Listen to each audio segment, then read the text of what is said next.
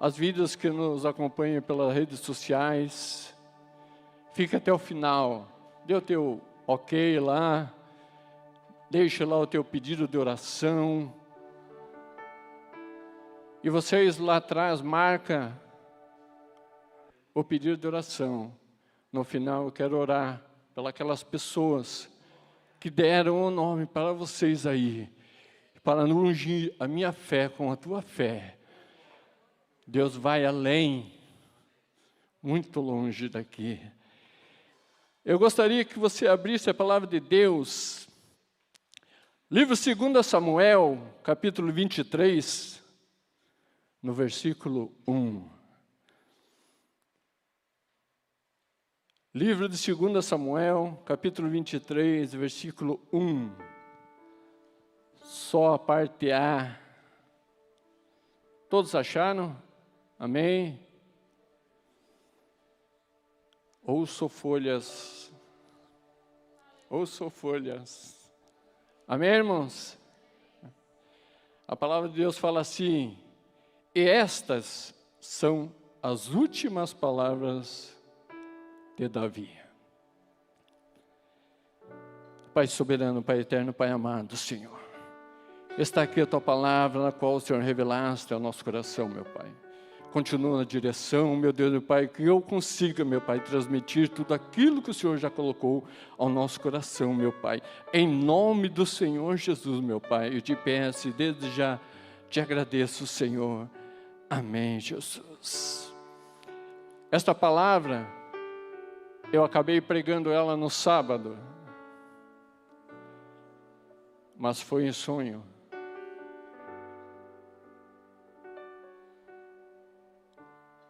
Eu me acordei quando a minha esposa me trouxe um café na cama. E esse é as mulheres de Esther, né? Essa escola é abençoada, meu irmão. Realmente, olha, funciona, irmão. Invista que funciona, tá? E realmente ela me despertou. Mas eu estava pregando em sonho. E Deus me revelava essa palavra. E ela sentou na cama e eu comecei a pregar aquilo que eu estava pregando, passando para ela aquilo que Deus tinha colocado no meu coração. E realmente é tremendo quando vem de Deus. E quando nós lemos aqui, estas são as últimas palavras do rei Davi, logo podemos pensar que ele vai morrer. São as últimas palavras antes dele partir. Mas não é isso que quis dizer. Para quem conhece a vida de um rei, o rei Davi nessa ocasião fazia 40 anos do seu reinado. E um rei, como um governo, como um prefeito, sabe que todo ano ele tem que fazer um resumo daquilo que ele adquiriu, daquilo que ele conquistou para o reino. Mas eu acho interessante que Davi, dos 39 anos, ele não relatou nada. Mas quando chegou no 40, eu creio que foi a mudança com que ele falou, ele relatou no versículo 23, ele começa a falar agora dos feitos que Deus tinha concedido a ele. E ele começa a falar de pessoas, e começa a dar nome às pessoas. E aí que eu acho que Deus olhou e se agradou, porque quando se falava em bens materiais, em fazendas, em guerras, em tudo mais que ele não tinha, para Deus não importava, bens materiais não importava. São bênçãos na nossa vida, sim, mas no momento que ele começa a falar dos seus valentes, no versículo 9, que ele começa a falar dos seus guerreiros ali, começa a dar, vamos dizer, começa a colocar os seus soldados, os nomes. Deus deve ter dito para ele: comece a escrever isto agora, que eu quero ver lá na frente o que vão falar dos meus pequeninos para hoje. E simplesmente Deus trabalhou profundamente no coração dele, que ele começa a relatar o nome agora. E ele dá nome a 37, sendo ele que ele tinha 100.000 homens. Ele tinha 100.000 homens. Eu creio que ali ele fumilou a coisa. Mas quando eu comecei a manusear essa palavra, me veio no coração, fazendo a diferença, junto com a palavra de Deus. E para você ver como é bom e de que maneira Deus faz a diferença, a palavra nos relata que Maria Madalena, no dia que Jesus ressuscitou, foi ela, Maria e outra mulher, foram ao sepulcro. Vocês conhecem essa história, vocês sabem como é. Então elas foram, mas chegaram a um determinado momento, elas perceberam, poxa, nós vamos chegar lá e como é que vamos remover aquela pedra? Mas quando elas chegam, elas olham e a pedra já está removida. De dentro para fora. Não foi soldado então que removeu, porque foi removida de dentro para fora. E elas chegam, elas entram agora lá e olham lá e não acham Jesus. E diz que elas saem agora e vão contar aos discípulos. E diz que os discípulos agora, Pedro e João, saem na corrida para ver. E diz que Pedro chega lá, corre, olha e vê o lenço que estava na cabeça do mestre jogado a par. E ele olha, não vê nada e ele sai dali e vai embora. E vem João também. Talvez fosse mais pesado, mas chegou lá depois, entrou lá. E chegou lá, olhou o plano também que investiu o seu corpo. E simplesmente olhou, não viu nada e foi embora. Mas eu creio que Maria Madalena, naqueles momentos, ela pensa em voltar. Ela deve ter deixado Maria e outra, e ela não se conformou com aquilo. Ela queria saber o que estava acontecendo, e disse que ela volta. Ela volta e entra agora no sepulcro. E ela vai, e a história nos relata que ela senta e fica olhando. E diz que ela vê 2 anjos. Mulher, o que procura? Aquele que já viveu.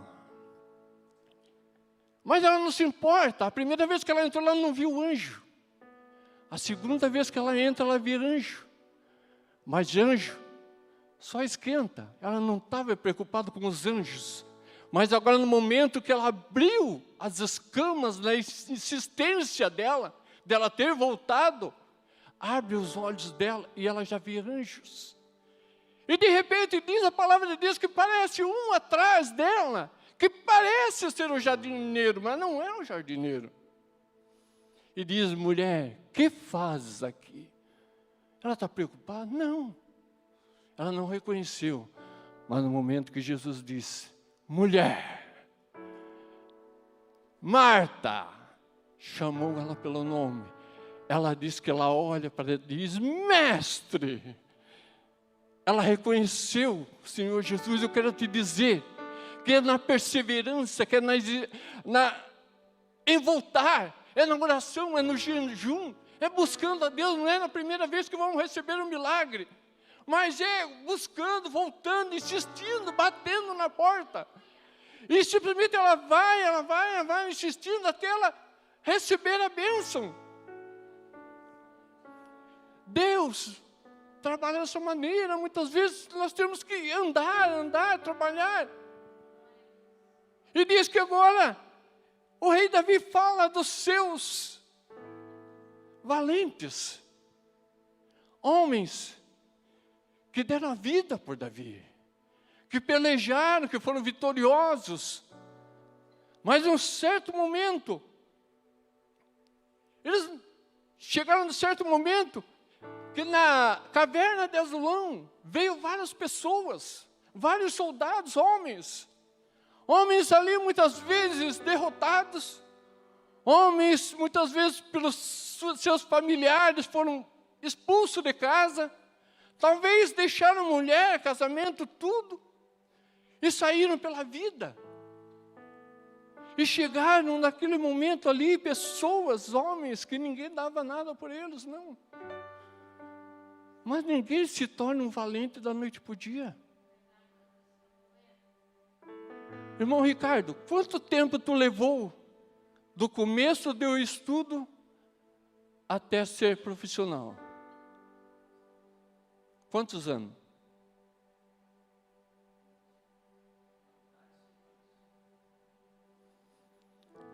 Vamos se dizer aí, mais de 20 anos. Você não se torna um valente, um gigante da noite para o dia. Você não se forma um músico da noite para o dia. Para quem não toca, o Maurício sabe. Se você pegar uma pessoa que toca agora, que está há tempo sem tocar, pegar ela, botar ali no baixo e ela tocar, você vai olhar e daqui a pouco ela vai estar chorando. Você vai olhar assim, meu, esse músico está tocando numa unção. Mas as pessoas não sabem que é as bolhas do dedo dele que está estourando. É ou não é, Maurício? Geralmente, não é? Porque aqui, ó, formam-se calos, e com o tempo. E eu quero te dizer que ele não se transformou num dia só. E desses 37, a palavra relata 3. E dos 3, fumila mais um pouco. E vem falar de Eleazar. Um homem que se levantou no momento que todos ali correram. O rei Davi foi naquela peleja com 100.000 homens. E diz que no determinado momento, esses 100.000 homens, perna para que te quero, na hora da peleja, todos correram. Mas eu quero te dizer que ele não se transformou da noite para o dia. Eu me lembro, o Ricardo deve estar a par, deve se lembrar também, que meu filho, num dia que estava no hospital, e ele tinha um desejo muito grande em tocar bateria. Ele tinha uma bateria, era o sonho dele, tocar. E ele estava muito mal no hospital.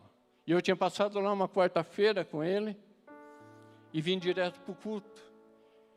E me lembro daquela parede onde me encostei lá. Naquele dia o médico disse para mim, olha, ele não passa dessa noite. Eu tinha passado lá o dia todo, não consegui trocar uma palavra com ele, ele não se acordou em momento nenhum. E ficou. Eu voltei para casa, minha esposa foi. Quando chegou na quinta-feira de manhã, a minha esposa ouve ele resmungando na cama. E ela pergunta, Josué, o que é? Aí ele senta na cama e diz, olha, eu não aguento mais. Eu não aguento mais essa vida e aqui. E simplesmente, ela disse, então vamos orar. E ela com ele orando, sentada na cama. Ele estava muito fraco, a imunidade dele estava muito abaixo. E foi orado naquele dia. Aí, na quinta-feira, os médicos, eu não tenho como liberar ele. Ia ser o domingo, dia das mães. E ele simplesmente, o médico viu ele melhor um pouco, disse, vou fazer o exame, fez o exame. A imunidade dele tinha aumentado. O médico disse, eu não sei como aconteceu, José, mas vai para casa. Vai para casa. Quando chegou no domingo, o Ricardo pode se lembrar disso. Ele veio, ele subiu e sentou-se. Realizou o sonho dele, que era tocar uma bateria. O que eu quero te dizer com isso? é na persistência. Eu não sei o que você está passando, mas é na perseverança, é na luta, é na busca. E esse jovem Eliezer, ele não se transforma um gigante da noite para o dia. Esse menino, na adolescência dele, ele vê Davi matando Golias. E tudo que ele quer agora é ser um matador, como ele viu. Muitas vezes nossos filhos querem, por isso que nós temos que cuidar com aquilo que nossos filhos veem nós fazer, pois nós somos espelhos para ele. Muitas pessoas podem dizer, mas da minha vida cuido eu, sabe nada, porque teu filho vai ser aquilo que você é. Simplesmente é desta maneira que funciona. E simplesmente ele olha e vê e diz, não, eu quero ser agora. E ele começa agora. Ele começa sua busca em ser aquilo. Ele começa a determinar, ele não quer ganhar uma bola. Ele não quer ganhar um carrinho, ele quer ganhar uma espada. Ele quer aprender a lutar uma espada. E simplesmente agora eu imagino ele buscando e aprendendo, entrando no meio do mato e dando espadada em tudo que pede banana. Eu muitas vezes na minha adolescência eu fazia. Meu avô tinha uma bananal, a gente ia lá e espetava os ferros assim. Vai dizer que vocês não fizeram isso também. O Maurício mesmo. E simplesmente agora ele começa a treinar. E ele pega e começa a dar espadada em tudo que é lugar. Olha, Filisteu, eu vou te matar, eu vou te matar, eu vou te matar. E ele busca aquilo, cada vez vai passando e vai passando. Ele chega a determinado momento, olha para uma bananeira daquela. Hoje eu tenho que dar 10 espadadas, mas vai chegar o dia que eu vou dar-lhe só uma e vou te derrubar. E passam-se 20 anos da vida dele. As pessoas dizem, Eliezer, deixa disso, se gastou tua vida 20 anos. Chega a 32 anos. O dia que ele está ali, e diz que ali, Davi saiu ao encontro dos filisteus. Chamou eles para guerrear, mas eles não vieram no mesmo dia. Quando você está, vem! E eles ficaram ali, Eles ficaram ali naquela angústia, mas eles não vieram no mesmo dia. Eles foram dar a volta pelas montanhas para pegar eles pelas costas. E simplesmente, passou um dia, passou 2 dias. Aí você já ria. Antes você daqui a pouco você relaxa. E diz que aquele povo filisteu vem pelas costas de Davi. E quando eles dão aquele brado em direção a eles, os 100.000 homens de Davi que estavam ali, apenas para que eu te quero, todo mundo correu. Ficou os 37 naquele lugar. E diz que como os filisteus sabiam aonde estava Davi, os soldados, 37, fizeram uma roda. E deixaram Davi ali no meio.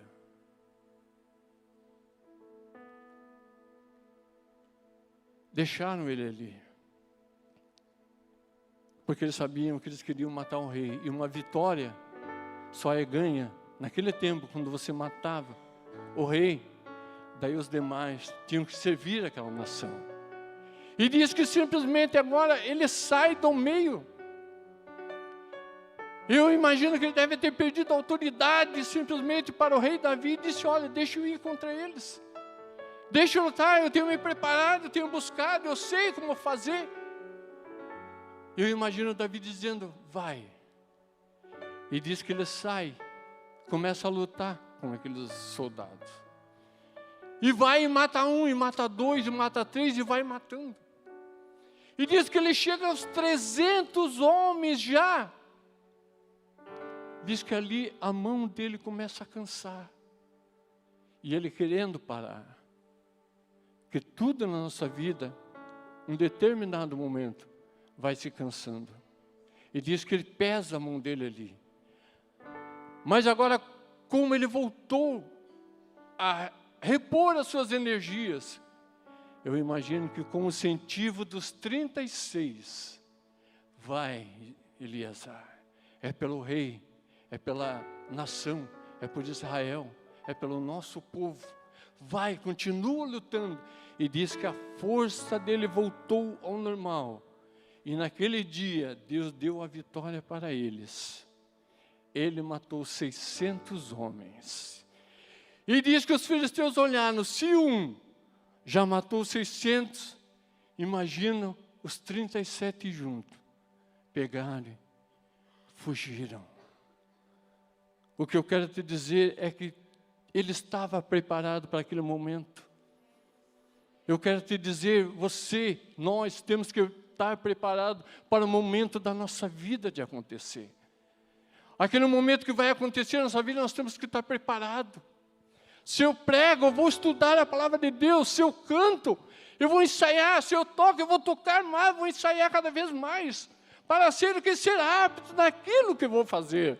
E muitas pessoas entregam e deixam, muitas vezes pelo meio do caminho, porque talvez não tenha um incentivo. Talvez Elias disse, não, olha, chega, não dou conta mais, não consigo. Mas houve um incentivo para fazer com que ele continuasse, que ele não desanimasse, mas que ele buscasse a força de Deus, fortalece ele agora e ele consegue fazer aquele feito e derrotar todas aquelas vidas. Na nossa vida, dessa maneira, eu não sei qual o gigante que tem se levantado na tua vida, mas Deus não vai deixar você ir ao encontro dele, enquanto você não está preparado.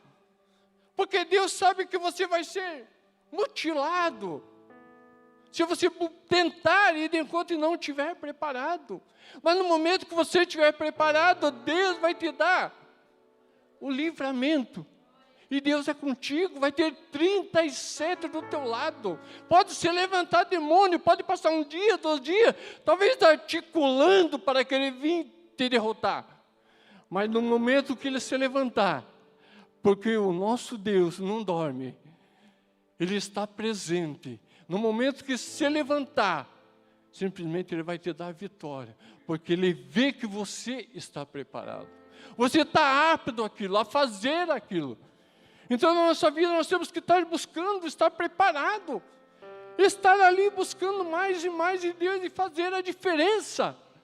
Diz que um dia Jesus está simplesmente na Santa Ceia e simplesmente Jesus fala e relata ali que um ia trair. Agora imagina todos aqueles 12 olhando um para o outro, quem será, quem será, quem será? E Jesus afunila. Porque Jesus tinha mais do que os 12. Porque em 1 Coríntios 15:6 fala que os 12 viram o Cristo ressurreto. Certo, pastor? E mais 500. Então eu creio que Jesus funilou e caiu para 70. Agora dos 70 já está bom. Porque em 70 ele manda em 2 em 2. Vai curando, vai expulsando demônios, vai fazendo a obra. Mas Jesus funila mais um pouco ainda e cai para 12. E desses 12, Jesus funila mais um pouco, cai para 3. Quem pode me dizer quem eram os 3? Senão eu vou chamar uma criancinha de lá. A musiquinha, Pedro, Tiago e João. Cai agora para 3. Mas agora entre os 3 sobra 1. Porque no momento que os 12 estão ali preocupados, ali querendo saber quem é. Talvez seja Pedro, porque ele é meio sanguinário. Não, talvez seja Tomé, porque ele é meio duvidoso. Quando eles questionavam, querendo saber, foi lá no peito do mestre, deitou sobre ele. Senhor, me revela. E Jesus revela para ele quem tinha. Simplesmente já fala para ele: aquele que eu der o pão no prato molhado, esse vai me trair. Sempre vai ter um que vai fazer a diferença. no momento que aparecer a oportunidade da vida dele. Talvez a tua oportunidade é no teu trabalho, no teu emprego, talvez no colégio, na escola, talvez na tua área profissional. Se você estudar, se você buscar, se você simplesmente buscar em Deus a sabedoria, sempre você vai ser o melhor, porque Deus vai estar com você. Se você é mecânico, seja o melhor mecânico. Se você é um músico, seja o melhor músico. Mas busque sabedoria. Busque a sabedoria que Deus vai derramar. A sabedoria sobre a tua vida. Agora imagina, se esse irmão do meu lado, ou esse irmão da direita ou da esquerda de você, se ajuntar com você, nós podemos ganhar ilhota para Jesus. Se você olhar para esse irmão no momento que ele quiser desanimar, você diz, não, você não vai desanimar. Vamos lá, é pela nossa igreja, é pela nossa nação, é pela nossa bandeira, é pela nossa palavra. Se nós não deixar nosso irmão desanimar, nós vamos ganhar ilhota para o Senhor Jesus. Se eu juntar a minha força com o teu irmão da direita e da esquerda, nós somos mais do que vitoriosos. Mas muitas vezes as pessoas desanimam e deixam, muitas vezes largam a espada. Hoje não é dia de couraça, não é dia de capacete, não é dia de escudo, tudo isso é bom. Hoje é dia de espada. Hoje é dia de espada. A espada representa a boca do Senhor. Por isso que ela vai. Deus criou o capacete, o escudo, mas no momento que ele chegou a espada, ele diz, é a minha palavra, sou eu. É o Espírito Santo que convence. É a palavra do nosso Deus. Temos que estar afiados na palavra de Deus para prosseguir, para ganhar. Talvez, muitas vezes você está querendo desistir, querendo parar, mas eu quero te dizer que não é. É pelo teu casamento, meu irmão. É pelos teus filhos. É pela tua família. Que você tem que continuar lutando. Tu tem que continuar investindo. Porque Deus está te dando a estratégia. Está te colocando diante de ti a espada. Essa espada da justiça. Essa espada que convence. Que você vai conseguir ganhar vidas familiares, tanto no trabalho, na escola, no colégio, onde você estiver. No momento que te perguntarem algo, você vai estar apto a responder, vai estar apto a usar a espada. Porque Deus não vai te colocar em situações para te envergonhar. E diz que aqueles 3 foram 3 valentes de Davi. E naquele dia eles tiveram a vitória ali. Mas os 100 mil que depois tinha corrido, voltou para pegar tudo aquilo. Como é bom, né? Ver os outros lutar e depois você só vir. Você não planta, mas vem o outro só colher, né? Simplesmente foi assim. Mas Eleazar ficou com ciúme? Não. É pela nossa nação. É pela nossa bandeira, é pelo nosso rei, é pelo nosso Deus. Ele não houve ali ciúme. Talvez aqueles 36 pudessem olhar para ele e dizer, pois é, mas ele está matando muito, ou ficasse com ciúme. Não, eles estavam determinados a incentivar ele, porque eles confiavam no Deus de Israel, no Deus que eles serviam. O rei Davi nunca perdeu. Um rei que nunca perdeu uma peleja, uma guerra sequer. E não seria aquela que Deus ia deixar. E num determinado momento, num determinado dia, diz que Davi andava na sacada. E ele diz que estava com vontade de tomar um copo d'água da cisterna de Jerusalém. A cisterna de Jerusalém é quando ele andava com as suas ovelhas e parava muitas vezes lá para tomar água. Era uma água fresca, água boa realmente, mas só que estava agora em território inimigo. Estava no meio da cidade de Jerusalém. E diz que aqueles três, no momento que eles ouvem aquilo, eles não pensam duas vezes. Eles saem de encontro a Jerusalém para fazer a vontade de Davi, que simboliza Jesus. Fazer a vontade do seu rei, do seu mestre. E diz que eles saem agora, indo de encontro àquela cisterna. Agora imagina chegar num território, no meio da cidade, onde está cheio de soldados. E como é que vocês vão chegar ali? E diz que eles vão. Eu imagino eles se defendendo. Talvez matando um aqui, um ali, um lá, até chegar naquela cisterna. Mas quando eles chegam naquela cisterna, não tinha uma bomba instalada. Não tinha aquele negócio, não é do meu tempo, né? Que botava o balde lá, então você vinha puxando e a água chegava até em cima. Eles não tinham nada, eu imagino que eles devem ter trazido um cântaro. E agora, eles estão ali, pronto para receber o milagre e a bênção, para pegar aquilo que ia de encontro ao seu Senhor, a Jesus, a Davi. E diz que, eu imagino que eles devem ter chegado ali agora. Como é que vamos fazer? Eu imagino eles agora, alguém vai ter que descer. Alguém vai ter que descer esse local até lá embaixo. Alguém vai ter que descer. E simplesmente eu imagino agora, eles pegarem simplesmente uma corda. Desce um agora para buscar. E outro fica guerreando, segurando. Mas esse aqui ele não pode soltar. Porque tudo depende daquele que está lá embaixo. Muitas vezes no Evangelho é assim.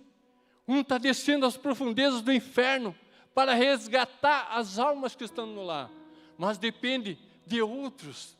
Depende daquele que oferta, daquele que dizima, daquele que está na oração segurando. Ele não pode descer, ele tem medo de altura, mas ele está segurando a corda. Eu não posso, mas vai você, Ricardo Ramarez, mais novo, desce lá, desce até as profundezas do inferno, resgata todos aqueles, e vem trazendo para cima. E diz que ele vem trazendo agora aquela água fresca. E diz que eles levam aquela água fresca para Davi, com todo cuidado. Eles não queriam derrubar uma gota, porque o preço que foi pago pelaquela água foi caro demais, foi a vida deles que eles estavam quase entregando para levar e satisfazer o rei Davi. Quantos de nós estamos dispostos a descer às profundezas do inferno para resgatar aqueles que estão perdidos? Quantos estão dispostos a segurar numa corda, numa ponta de corda, para que o Evangelho seja pregado e seja levado e seja resgatado essas vidas que estão padecendo? Talvez um dos teus familiares esteja lá embaixo. E você não sabe como descer lá. Mas se você se juntar com o irmão da direita ou da esquerda, ele pode segurar essa corda na oração por você. Ele pode estar ali segurando enquanto você desce lá. Mas não tenha vergonha em pedir ajuda. Não faça algo que não esteja na vontade de Deus. Fazer a vontade de Deus muitas vezes satisfaz muito a nossa alma. Quando nós olhamos e vemos o reino de Deus crescendo, almas se convertendo. Mas para isso, alguém tem que pagar um preço. Essa obra está aberta, porque alguém pagou um preço um dia. Essa obra está aberta, porque tem um pastor, pastores, líderes, que têm buscado, tentado fazer o melhor deles para o reino de Deus. Para quê? Para satisfazer a sede do nosso Senhor Jesus. Mas nessa noite, Deus quer derramar sobre a tua vida a unção da espada sobre a tua mão. Hoje é noite de se levantar aqui guerreiros que queiram fazer a diferença. Talvez você diga, mas eu não sei fazer nada. Ore a Deus. Venha assim mesmo. Nem que seja para ir levando o arco nas costas. Nem que seja para incentivar. Irmão, eu não sei fazer nada, mas vou estar orando, estar te incentivando. No momento que você estiver pregando e você está sintonizando com Deus da melhor maneira, para que Deus venha operar na tua vida. E nós juntos possamos fazer a diferença. Uma família, se nós lutarmos todos juntos, sem cabo de guerra, vamos ser vitoriosos. Os valentes de Davi só foram vitoriosos porque eles eram unidos. E uma igreja unida, Satanás corre. Ele só tem a fugir. E se nesta noite você quer receber de Deus, eu convido você a se colocar de pé. Tem um Deus que continua fazendo ainda. Um Deus que quer operar. Um Deus que quer te capacitar. Talvez você não tenha sabedoria sobre a palavra. Talvez você não saiba de que maneira fazer a diferença. Eu te convido a vir à frente e a pedir a Deus, Senhor, me ensina, Senhor. Se eu canto, eu quero cantar melhor. Se eu danço, eu quero dançar melhor. Se eu toco, eu quero tocar melhor. Eu quero fazer o melhor para a minha família, na minha casa, no meu lar, nos meus negócios, da minha empresa. Eu não sei qual lado que Deus tem tocado no teu coração. Eu não sei qual filisteu que tem se levantado e precisa ser derrotado. Mas Deus quer te capacitar nessa noite. Eu te convido você a sair do teu. Saia de trás. E diga, Senhor, eis-me aqui, Pai. Eu quero fazer a diferença, Senhor. Eu quero fazer a diferença na igreja. Eu quero fazer a diferença na minha família. Eu quero fazer a diferença no meu trabalho. Eu quero fazer a diferença no meu serviço. Me dá, Senhor. Me dá, Senhor, sabedoria, Senhor.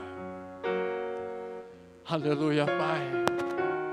Senhor, nós queremos valentes, ó Pai. Está aqui os teus valentes nessa noite, Senhor. Aqui estão os teus valentes, Senhor, que estão determinadas, ó Pai, a fazer a diferença. Não só na obra do Senhor, ó Pai, mas aonde elas colocarem os pés, Senhor, da sabedoria, da entendimento sobre a tua palavra, Senhor. Dá estratégias, ó Senhor. Coloca, Senhor, as pessoas, meu Deus e meu Pai, no seu caminho, Senhor, para que elas possam vencer essa guerra, Senhor.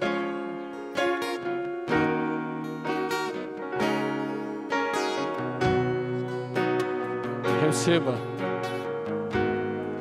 Receba. Aleluia, Senhor. Receba. Aleluia, Senhor. Fale a Deus agora. Abra teus lábios. O Espírito Santo só entra quando você está com a boca aberta. Abra a tua boca e diga, Senhor, eis-me aqui, ó Pai. Envia-me.